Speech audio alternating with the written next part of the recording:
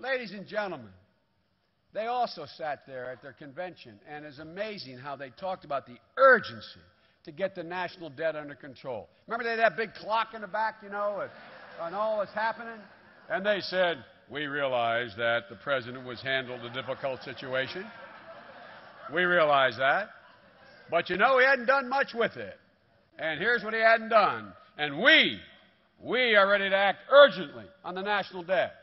Well, ladies and gentlemen, let's not look at just what they say. Look at what they do. A couple things they don't tell you is, the last time they were in charge, Congressman Ryan voted for, and Governor Romney approved, said he agreed with, all the things that were done last time around? Last time around, what caused this national debt? How did this all of a sudden happen? When Clinton left, we had a balanced budget and a surplus, and things were looking good.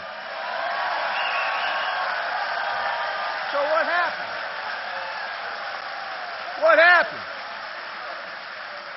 You know, they talk about this great recession that they acknowledge as if it fell from the sky. Like, oh my God. In September of 2008, bang, all of a sudden this thing happened. Ladies, as my little granddaughter would say, who did it, Pop? Casper? Casper the ghost? I mean, come on. Let's get serious here. How do we get this debt? Ladies and gentlemen, they put 2 wars on a credit card. Not paying a penny. Not paying a penny, even though I introduced legislation to pay for that war. They voted against it. 2, they voted for a new entitlement program without paying 1 penny for it. And number three, they added another $1 trillion in the tax cut for the very wealthy. So what was the result? These are the facts, folks.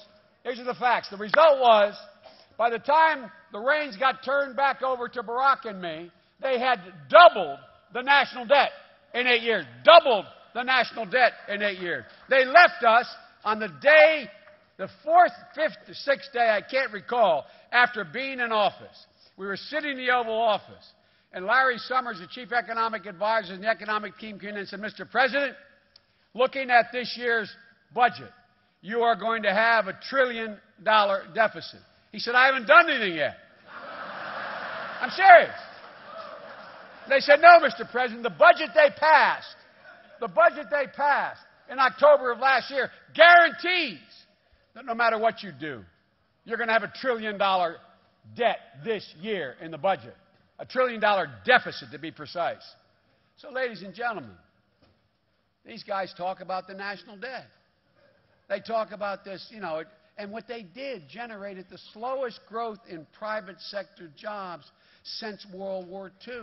It gave us this great recession. And what they haven't told you is what they've been unwilling to do anything about it.